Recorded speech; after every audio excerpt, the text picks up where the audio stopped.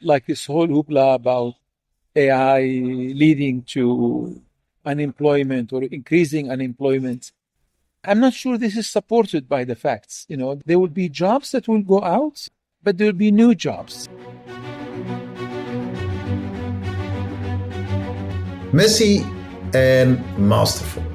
In this podcast, we speak about the success of people who have achieved, built, or done something amazing, special, remarkable, noteworthy, and/or fabulous. Think of presidents, doctors, chefs, architects, filmmakers, writers, philosophers, CEOs, journalists, and the list goes on and on of people who've had a genuine impact on this world. But rather than underlining their career victories, we speak about the challenges they needed to overcome to actually get there.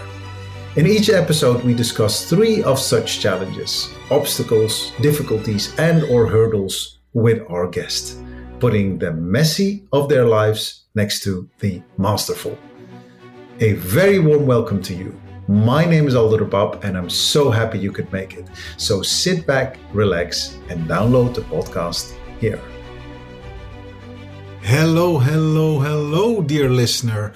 So happy you could make it to this next episode, or better said, episodes of Messy and Masterful. And the reason why we're launching not 1, not 2, but 3 interviews is because TeachPitch, the organization that gave life to Messy and Masterful, is 10 years old, and we really would like to celebrate this bigly. So that's why here's our gift to you, 3 episodes instead of 1. Now, I am aware we have been quiet for a while with Messy and Masterful. And believe me, I really needed to pace myself not to push more content out there. So really needed to make sure that I just didn't randomly start recording episodes, because we have a certain quality we would like to adhere to. We weren't quiet because we were not doing anything, but because as a team, we needed some time to refurbish. Think of it a little bit like you've lived in a house for over a decade. And, once you're 10 years in such a house, you're going to want a new color of paint on the wall, or perhaps get a new kitchen in and find a new home for furniture that is starting to show some wear and tear. So we've been doing just that, but now we're back, and we're back with a vengeance. So without further ado, in honor of TeachPitch being 10 years old, but most importantly, in honor of World Teachers Day, it's not a coincidence that our birthday is on World Teachers Day, which is on October 5th of the year 2024. Here are 3 interviews with 3 absolute giants in education. Hope you enjoyed them. Episode 89. Interview with Dr. Ahmed Elmagarmid, the Executive Director of the Qatar Computing Research Institute. Now, meeting someone like Dr. Elmagarmid was one of my personal highlights at WISE 11. This gentleman is an absolute fortress of knowledge and experience, specifically in the field of computer science. Dr. Elmagarmid has an incredible background in technology and informatics, and with a notable career which makes him stand out for me, both in the field of academia as well as in business. We speak extensively about his love for technology, his plans for the Qatar Computing Research Institute, where he's currently the executive director, and about the future, where undoubtedly artificial intelligence will play a pivotal role in our lives. So please enjoy this interview with Dr. Ahmed Elmagarmid, episode 89, The Computer Scientist.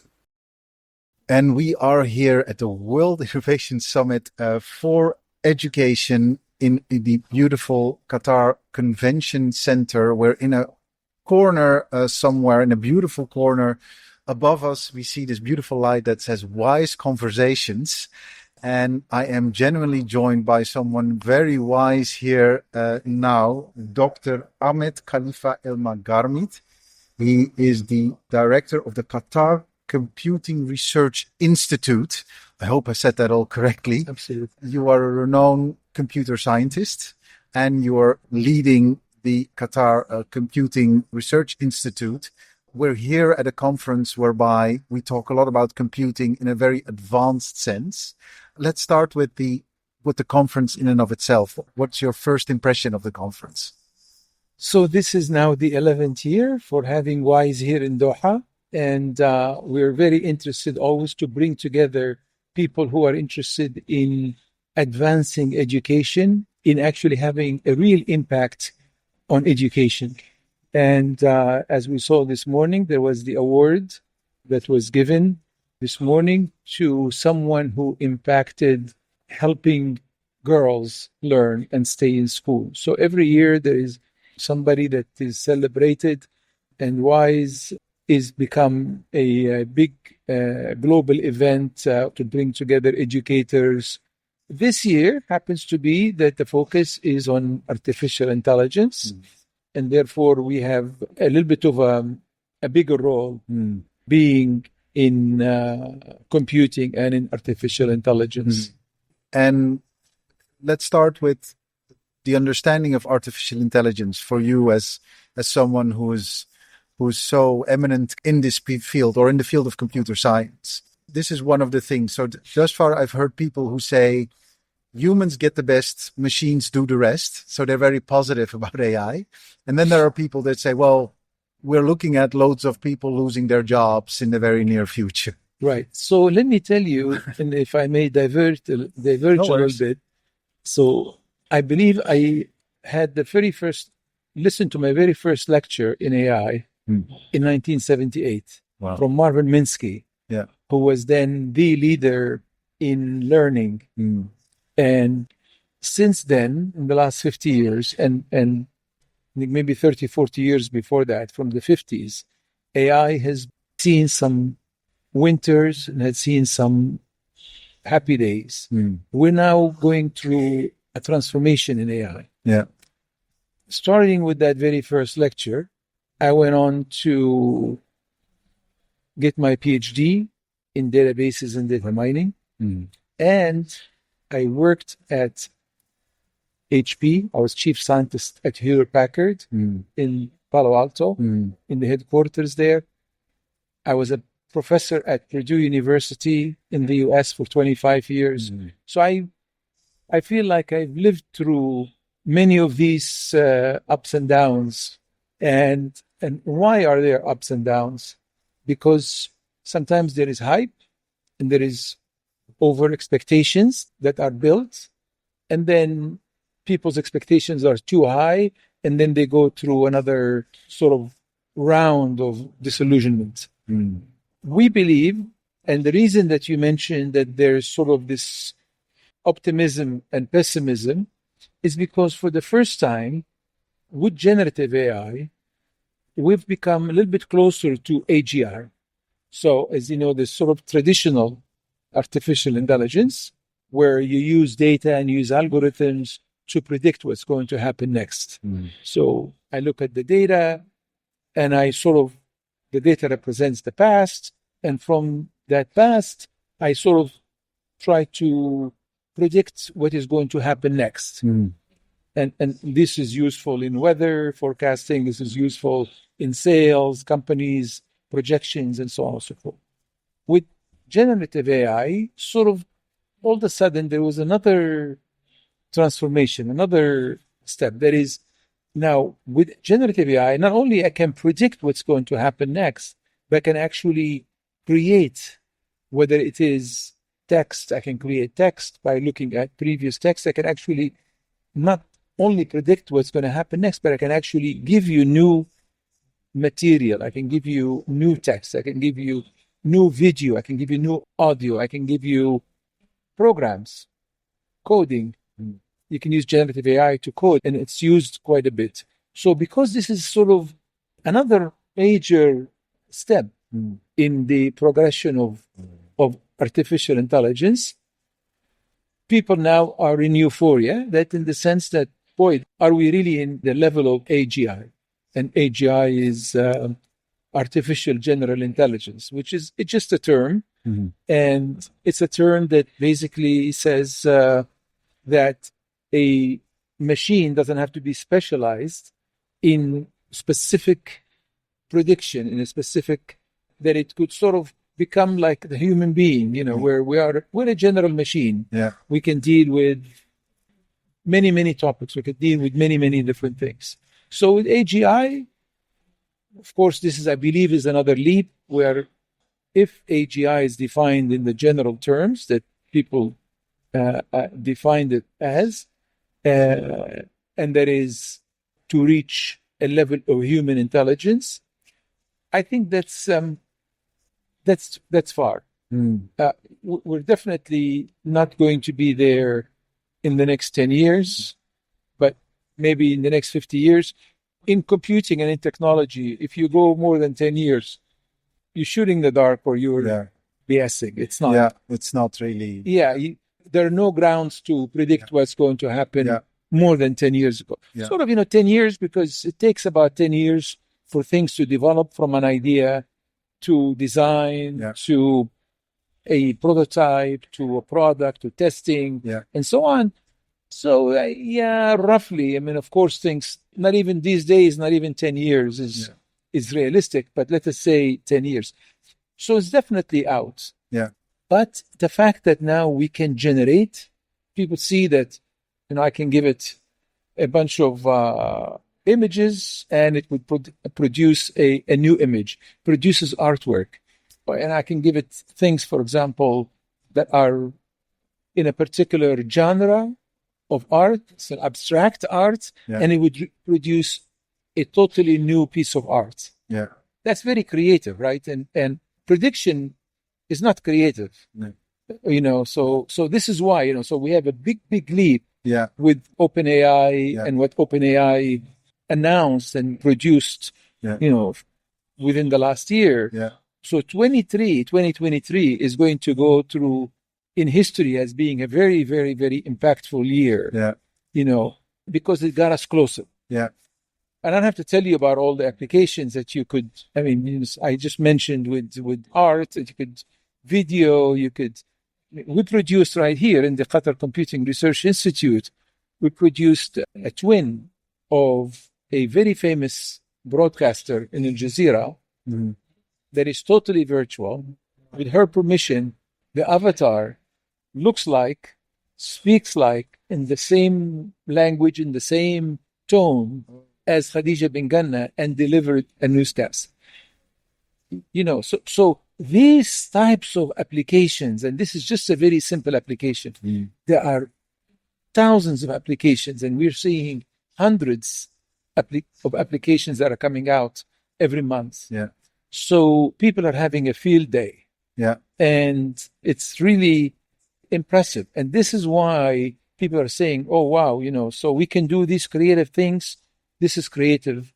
This is AGI. Not quite. No. I think as somebody who works in this technology, and I've worked in this technology for 50 years, that it's not quite. Yeah. So you say kind of like you have these little things coming up around AI. You say it's not generative AI. These are AI features that basically come to the mainstream because it expresses itself as, in the creative fields. It's not only about analysis, data analysis, right, or prediction. It's kind of like, avatar of a presenter or a new work of art or writing a new essay. You can ask it, what's the future of media? Yeah. And it may not be a view that you would agree with, but it would write plausible text. Yeah. And not a paragraph or a sentence, but it would write you, tens of pages, let's say, if that's what you want. Yeah. So this creative aspect of AI took us to the next level. Yeah. We are in generative AI now because we're generating text and images and whatever. We're generating intellectual material. Yeah. But we're not in general intelligence. No. Which is the next level. Yeah. These are names. Why you call it general intelligence, no one knows. But this question that you asked that I sort of jumped over, about whether people are for, people pessimistic, and people Reject or optimistic, embrace. and so on. I think this is a little bit overblown, to Yeah. tell you the truth. Any technology, if you look at any and every technology that came out, I don't know. I mean, I don't want to talk about industrial technology, but when cars came out, people thought that they're going to have a negative impact, that people are going to be out of work because the horse-drawn carriages are going to be out of business. Yeah. And you know what I mean? So there Yeah. was a big pushback, Yeah. whether this is going to be negative. And of course, automation and has been very, very positive, Yeah. improved efficiency, productivity, and so on. And people could do other things and more efficient things. Yeah. I think this is like any other technology. It's a new technology. There will be some things that be perceived as negative. There will be some things that will be perceived as positive. Yeah. Like this whole hoopla about AI leading to unemployment or increasing unemployment. I'm not sure this is supported by the facts. There will be jobs that will go out, Yeah. but there will be new jobs Yeah. that are created. Yeah. Yeah. I had a conversation with the director of education of the World Bank earlier, who was also sat on this sofa, and he said something similar to you. And he said, what we need to do is to harness a skill set among people, so that people get used to the fact, also on a grassroots level, right? When we educate the youngest generation, they need to get used to the fact that their career is not one job, it's going to be 14 jobs, because it's going to change. Technology is going to impact what a job or a career will be like. And we will use AI also to do this. Correct. So we use AI to do continuing education, like you do now. You go to Coursera, you go to EdTech, you go to one of these sort of platforms, Yes, and you re-educate yourself. Yeah. I think everybody I know does this, and certainly I do. I usually learn something new every summer, and I could do that because of AI, because AI allows this sort of notion of one-on-one education, this remote education, this, you can learn on your own. Yeah. So it's not as clean and crisp as everybody makes it, and some people make it sound. Yeah. Yeah. So AI, sure, some jobs will go, but new jobs will come out. Yeah. And technology will help us, and so on. For example, AI in healthcare. There are some fields in medicine that will be more impacted than others. Yeah. Radiology, for example, sure, could be more impacted by AI because a machine could read an X-ray a little bit more precise than a physician. Yeah. Does that mean that we don't need a radiologist? I don't think so. No. I think radiologists will be sort of, the initial screening will be done by a machine. Yeah. Then a radiologist will sort of look at a second stage.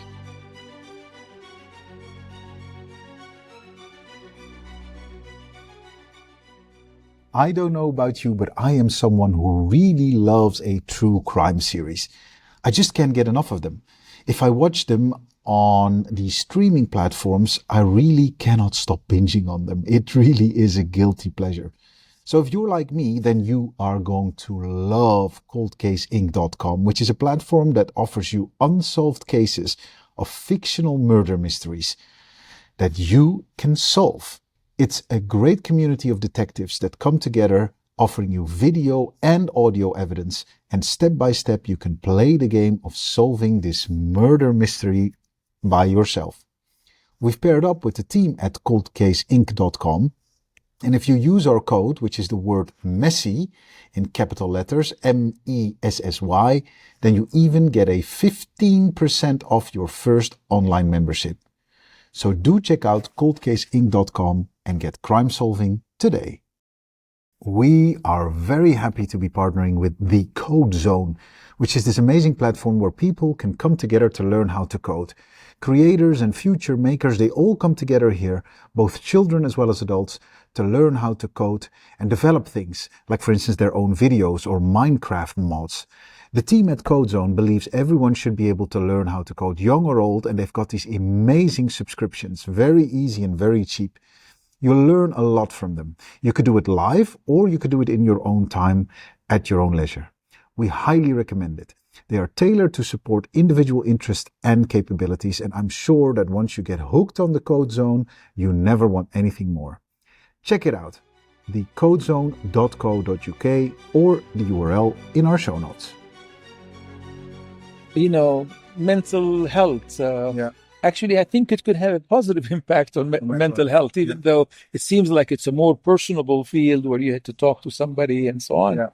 But now you could get access to mental health much more easily, that you could, when you need it, you could, get on a machine and talk to a machine and so on. And perhaps then talk to a psychiatrist, for example, a little bit later on, and so on and so forth. Yeah. So I don't think that AI is going to replace physicians.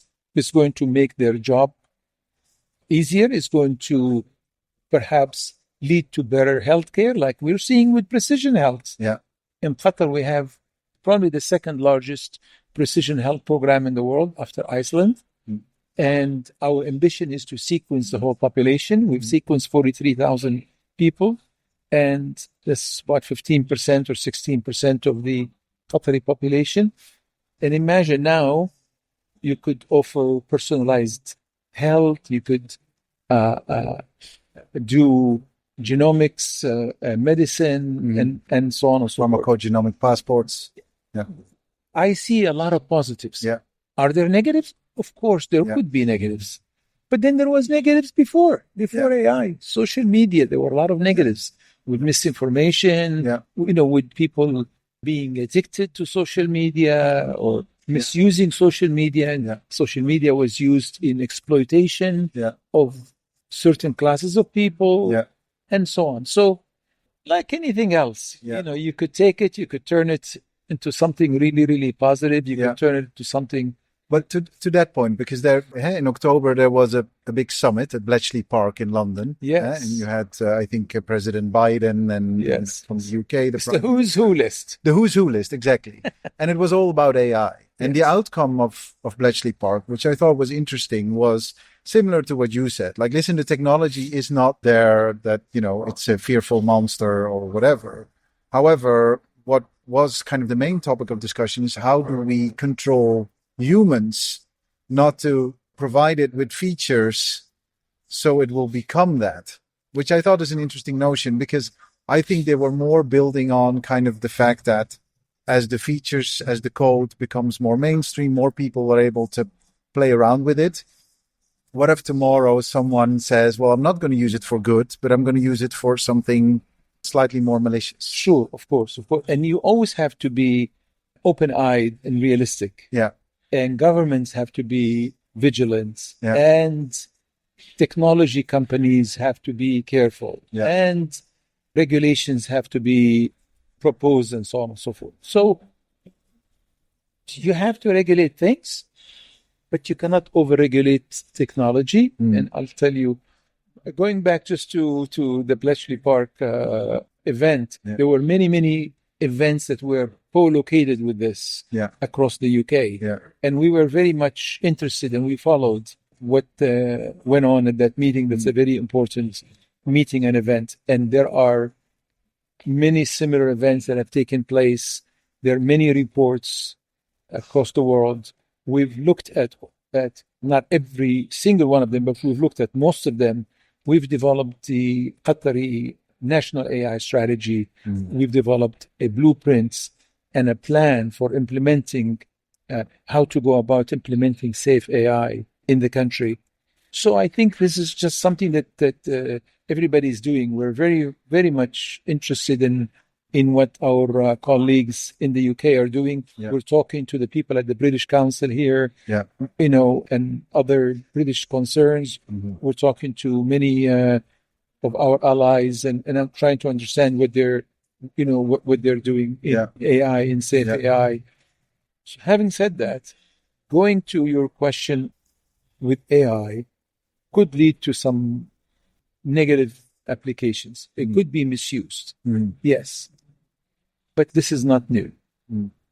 I think that this discussion, it's healthy because it's sort of like an intellectual discussion. Well, will we be controlled by a machine, Yeah. and so on. And you see very, very smart people that, say, boy, we're on the brink of destruction. We're almost going to be taken over by machines that are going to run our lives. And then you have very, very smart people that say, this is blown out. Yeah. There's too much exaggeration. And by the way, some people that work together, like the Focus in the AI Institute in Toronto, these people work together for many, many years. Yeah. And now they take different points of view. Yeah. So the answer is not clean cut. No. It's not very clear. Yeah.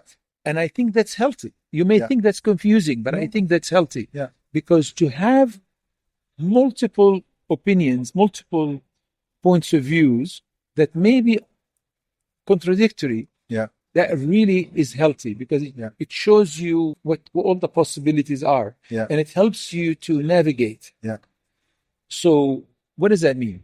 That means that we know that we have to verify the algorithms and the software that we use.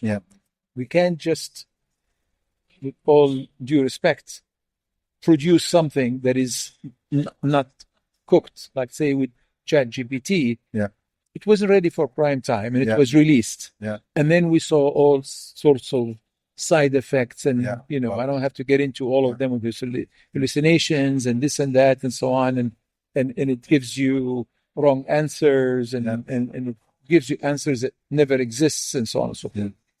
And of course, the systems, we find a flaw in ChatGPT, and sure enough, within a week, the system is improved a lot. So it's improving. I'm not saying it's not, but so one thing is we need to produce systems that are verified, that are checked, algorithms and code, and so on. The data that we use should be cleaned, and vetted. We have to make sure that it's not biased to the extent that we can. We can't just sort of grab a data set and train the system on this data set. No, we really got to make sure that it includes enough variety in it to avoid bias, to avoid discrimination, to avoid, and like we've seen now, right? Lately, we've seen many, many examples of generative AI, whether it is ChatGPT or Bard or one of these systems that is producing things that are clearly biased. This happens because there wasn't enough care in selecting the training data and so on. So that's what I get out of when I hear all of these sort of contradictory or opposing views, is that we have to do a better job in vetting the systems, in making sure that we do the due diligence and be careful. Just like when you do work in other fields, you wouldn't design an airplane and say, well, you know what, I'm going to fly it and test it. Might work, it might not. Well, you get on board, we'll fly it. Just go sit.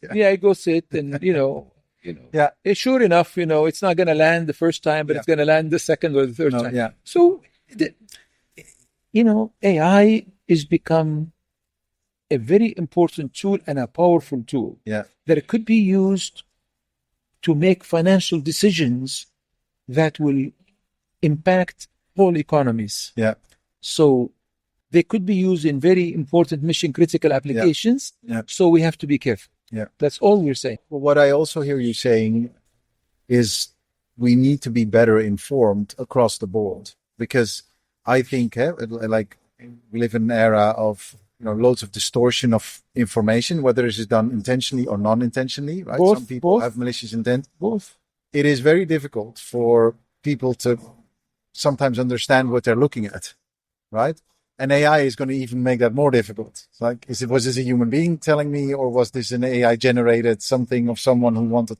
So, and you never know. But there is a solution, but I'll tell you in a minute. Okay. No, but what I'm trying to get at is, like, there is a certain level of harnessing that needs to kind of land on each individual, so they are able to navigate through all of it, so they understand without coming to conclusions. They understand what they're looking at. To give you an example, it's like, so my father's 75, he's a veterinary, so he's never a digital person, right? So And he's overwhelmed with loads of scam emails that he's been receiving, specifically designed to target people of his age who do not know a lot about technology. Sure. So he gets fake phone calls from Microsoft saying you need to pay your license, or you need to, right?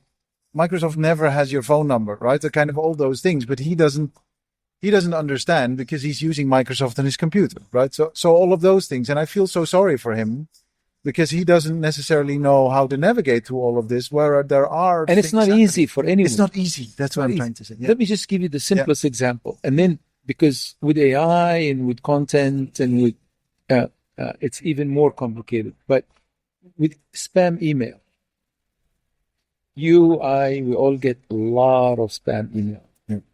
And if you're careful, like I am, you're sort of, if it's not somebody that I'm getting email from all the time, I click on the sender, I may look at the IP address, I do a lot of things. Yeah. And sometimes I even send it to our IT department and I say, hey, look at this before I open this, look at it and make sure that it's clean and so on, right? So imagine now you're reading something in social media. Yeah. And is it true or not true? Yeah. Like we've seen now over the last events in Gaza, that there was a lot of misinformation on all sides. Yeah. And now how do you know? Yeah. How do you know that a particular story it's not easy. Yeah. And of course, with some sophistication, you can get through some of it, but it's a problem. But in the old days, you used to get your news from particular news media or particular newspapers that you trust.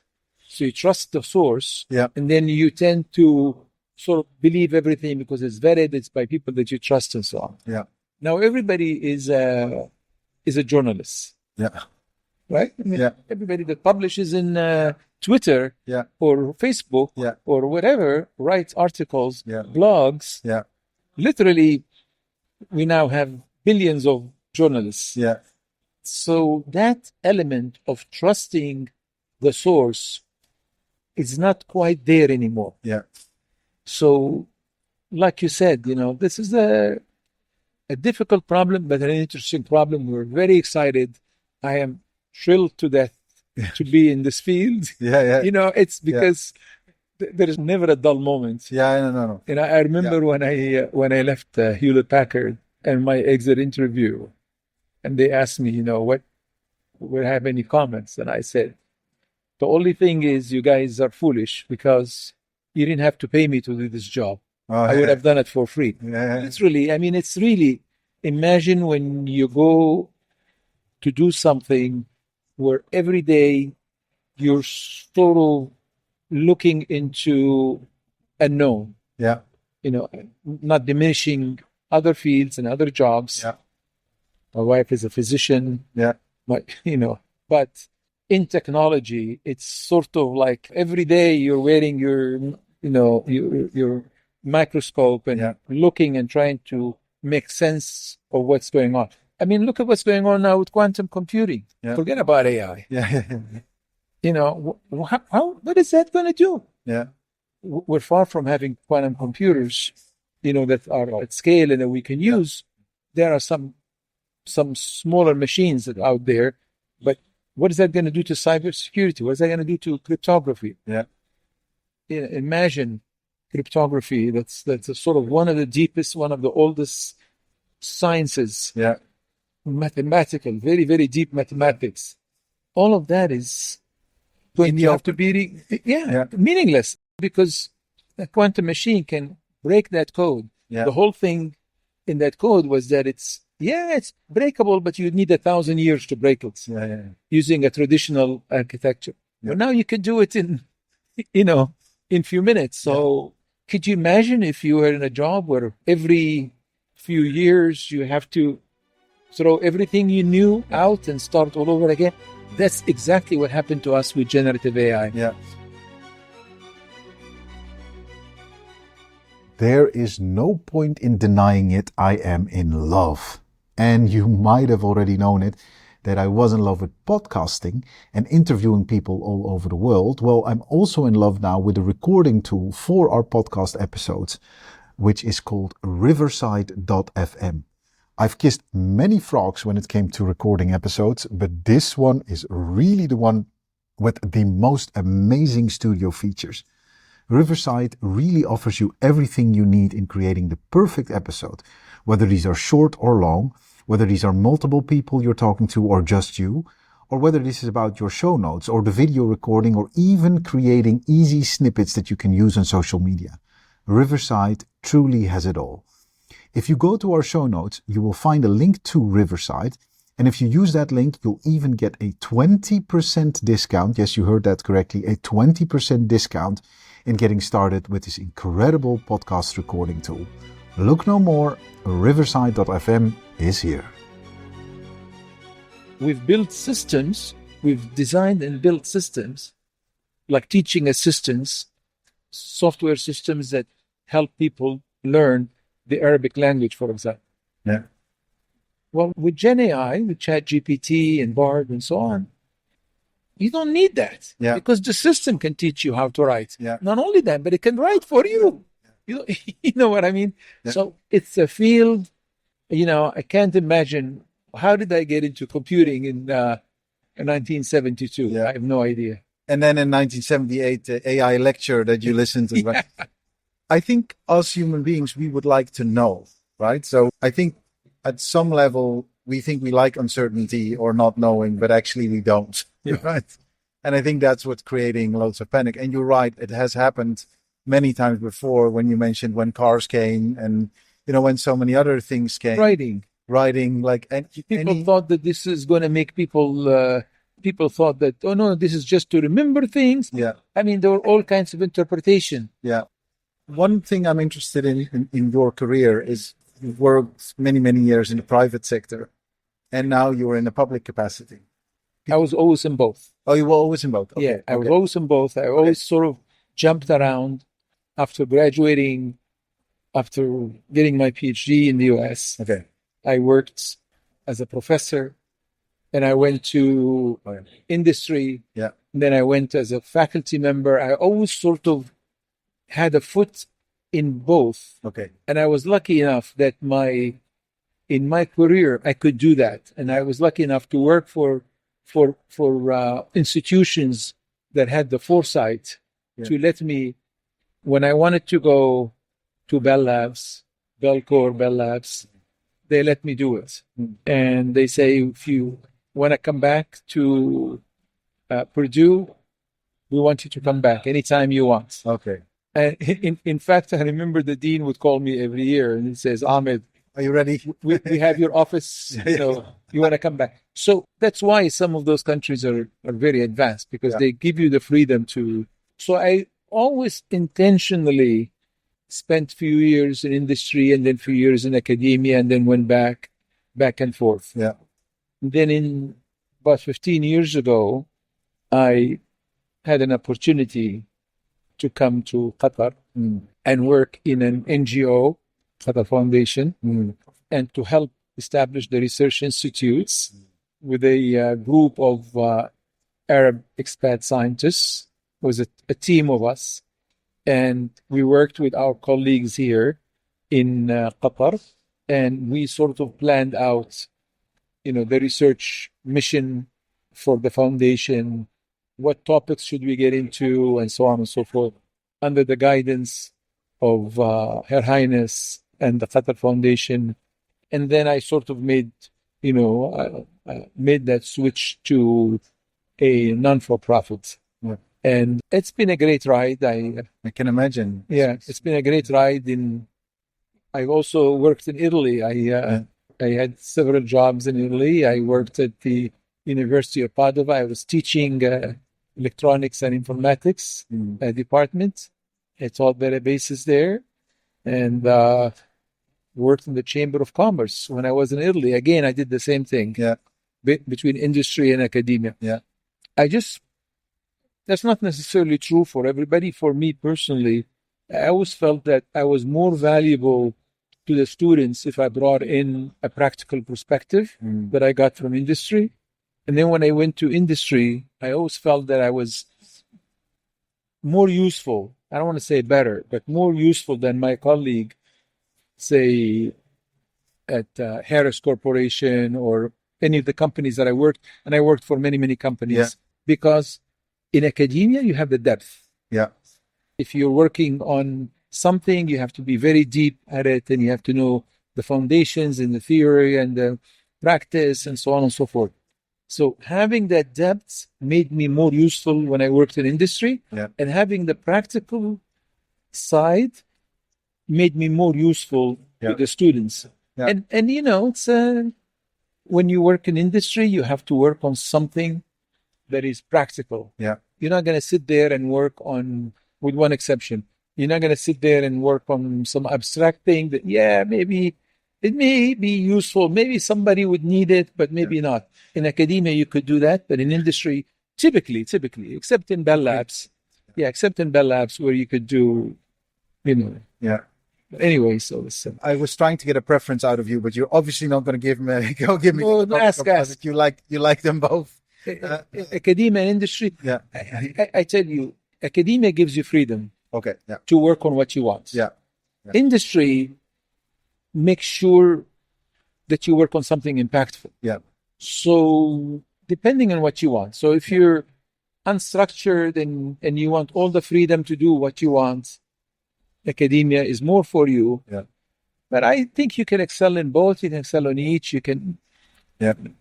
I just lucked out because I could do both whenever I wanted to, and I did that from 85 until 2015, something like that. Yeah. You sort of like had the freedom to go back and forth. And now I'm trying something totally different. Lately, I am the acting vice president of research. And so even though my preferred job is to stay within computing, in computing, I lead a group of about 115 people. They're all PhDs and they're all computer scientists. I mean, a third are BS and about 2/3 are PhDs. And we build things. We do applied research and build things. And it's a fun ride. And now I sort of, as a vice president of research, I oversee the energy research, environment research, the biomedical research. It's a bigger role. Wow. Honestly, between us old ladies, I mean, I prefer to be working in computing. Okay. I prefer, in fact, I'm acting in this role because it's not necessarily a job that I aspire to do. Okay. Yeah. I like to work closer to the technology. Yeah. And now you're so overarching. So. Yeah. But some people are really good at that. Yeah. Before I go through my 3 last questions, we'll go very quickly. What about Qatar? So I'm interested in your journey coming from the US. So you were at Purdue when you came to Qatar? Yes. So are you originally from Qatar? Or how did you? I am what you call a mutt. So I was born in Libya. Okay. I studied and grew up in the US. And I'm a Qatari citizen. Oh, wow. Okay. So everything. I am everything. A bit of everything. And like I mentioned, I've lived in Italy, so I speak the language also. Okay, wow. And you only live once. So so go for it. You try to do. Like that. I mean, as long as you have the opportunity. Sometimes you don't have the opportunity, which is great. You have to be happy and satisfied. Yeah.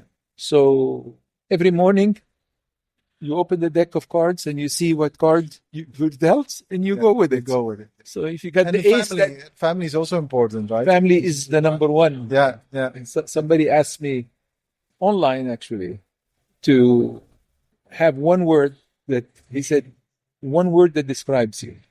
His father. That's something that I get a lot of joy out of. 2 beautiful children, and they're grown up, but and friends and community, and in Qatar, it's really, really nice. Can you imagine when you've spent time here? You look around; it's a beautiful country. It's a very, very advanced infrastructure. Everything is perfect, extremely safe. But on top of it, you have terrific social life.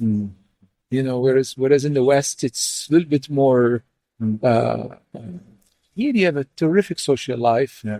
You have, being a Muslim, also having the beautiful mosques and everything, and being in a community of like-minded people. Look at Qatar Foundation. We're sitting here in QNCC. Like you mentioned, across from us is Education City. Right here is Weill Cornell Medical School, there. So that's a top-notch American university in New York City. They have a campus here. Right there is Georgetown from Washington, D.C. And right next to it is Northwestern from Chicago. So, and right, Carnegie Mellon, and then there's Texas A&M, Carnegie Mellon in Pittsburgh, Texas A&M. What else in the world? You'd be sitting in the middle of the Arabian Gulf, and you're surrounded by the best of the best.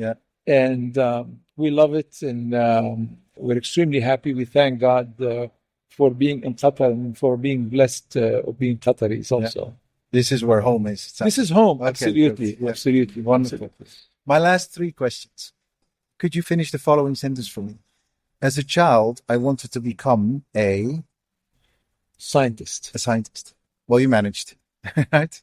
Already computer scientist, or was it more science? I didn't know. Okay.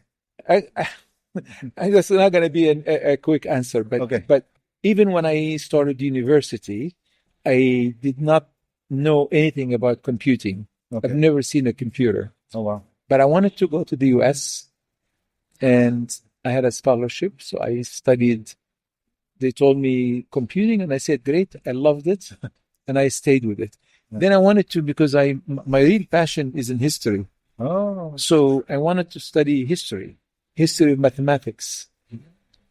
And through my professors, I got invited to go to the Vatican to study some of the old manuscripts. Because if you're studying Islamic mathematics, the most important manuscripts, not all, but one of the biggest sources is in the Vatican. There are a lot of books in German, for example. I noticed that you're German, and a lot of the history books are in German because they were translated to Latin, then, so... I'm going to correct you, though. I'm Belgian. You're Belgian? Yeah. Your accent seemed... Okay. I'm a Belgian. I was raised in the Netherlands. I'm a bit of a mutt as well, I think. Okay. The only reason I did not continue with the history of mathematics is because I didn't want to be poor for the rest of my life. Yeah. I'm sorry, I didn't mean You're a scientist. it's but I enjoyed learning how did the solutions to quadratic equations come about, how were the solutions to cubic equations, spherical trigonometry, and so on. Those are very fundamental concepts in mathematics, and I wanted to know where their origins came from. And I sort of, with an advisor in mathematics when I was an undergraduate, we started looking at those, and so anyway. Nice. So you managed to establish your dream to become a scientist, and not only, not small scale, you've done a lot. When you live to be my age, you do a lot anyway. You don't have to be special, you do a lot. Well, still, you did, throughout your entire career, you did a lot. Second question, any reading you'd recommend? Kind of anything that kind of inspired you on your path that you would like to convey to our listeners? I tell you, I never read the same books. So there was a time when I was reading all biographies. There was a time when I was reading all nonfiction books. These days, I'm reading a lot of technology books. Chip wars, AI superpowers, Mustafa Suleiman's new book, The Upcoming Wave. So these days I find myself reading a lot about futuristic technologies and so on, because I feel I always feel like I know very little. So I have to catch up. Because everything is moving so fast, and even though I run all day, but So this is what I'm reading now, but there was a period of time when I was reading a lot of biographies, politicians, and I was reading then after that a lot of nonfiction books. So would your message be keep on reading, and that reading is important, but it doesn't really matter what you read as long as it's you have to read something that you enjoy, and I assume that your tastes evolve and change. and I read whatever. We are a reading family, so we always read because there was nothing else to do. We never had a TV, so we're, The book was the book was the source of talking or reading. It's what we did. well. Keep on reading. That's the message and the answer to this question. And then my very last question. Now let's turn the tables. This is the Dr. Ahmed Khalifa Elmagarmid podcast. You are the host. Who would you like to speak to as your guest? Boy, that's a tough question. I would. Anything's possible, right? So I was thinking of somebody that I could have spoken to 1,000 years ago. No, but that's whatever you. Yeah. I would have really liked to interview Umar al-Khattab, who is an early Muslim caliphate. Okay. And he was known to be very, very modest and very just. Because I would have liked to know how to do that, how to, again, have a world where justice rules, where fairness and justice and righteousness rules. Yeah. I feel that in our world today, we've come a long distance from that. Yeah. And we value material things in a big way. Yeah. And too big. And he's an important character in civilization. And I would have loved to understand how did he managed to do that, ruling the major empire of that time. Yeah. Which century are we talking about? This is, say, around 600 AD. Oh, okay. And the Islamic empire was big, was powerful, was conquering more and more of the world. And here, the head of the state lived very modestly. Yeah. And he was known to be a very just person. Yeah. And that is something that interests me, figuring out how we go back to core principles, where humanity leads and justice and fairness and modesty. Yeah. Bring that back. And could you repeat the name of the caliph? Sorry. Umar al-Khattab. Umar al-Khattab. Yeah. If I could make it work, then I would. But it speaks to you. It speaks to your vision on things. Thank you so much for sharing your ideas, Dr. Ahmed Khalifa Elmagarmid. Thank you so much. Yeah, I really enjoyed it. Thank you. If you liked this episode, then it would mean the absolute world if you could share it with your friends and or give it a short review on your preferred podcast platform. The more you share your ideas about these interviews, the more people will find out about them. So do let us know what you think. We'd be very, very grateful. Special thanks to Philip Anderson for our beautiful theme music. This episode was edited by Natalie Piles with production assistance from Genta Metalia.